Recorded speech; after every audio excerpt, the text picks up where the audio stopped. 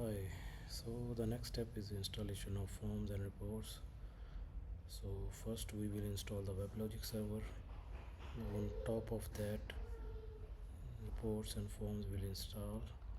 So for that we will need Weblogic infrastructure setup file. So I have already downloaded .jar file. We will copy the path, run the cmd as administrator, go to our installer file path. So make sure you have followed all the prerequisites I was done in my previous videos, because that is most important, so you may not face any error. So first we will check our Java version. So our Java version is correctly configured in environment variables. So run now java-jar d. This is D capital 64 because we are following with 64-bit operating system, and extract our jar file. So make sure you have followed all the prerequisites. I'm repeating again and again because that is most important.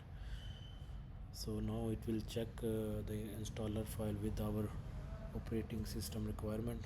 So you can see that here we're showing our CPU speed and space and so on. There are different parameters that it must check.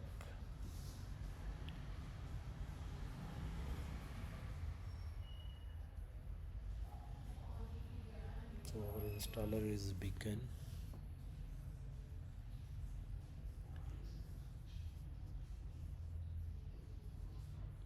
Okay, click next, skip auto update.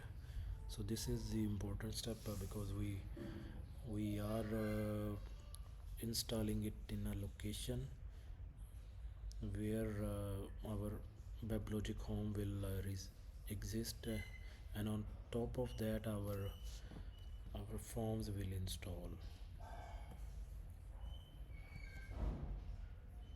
So you can see I have make it here, and I just skip this Oracle.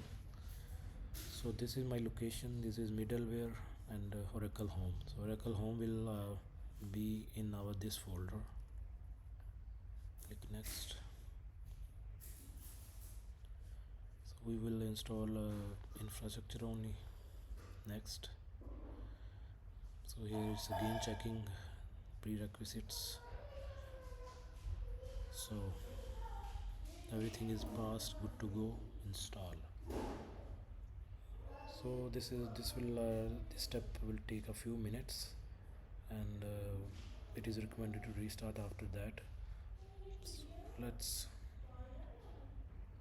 meet into next step for installation of forms.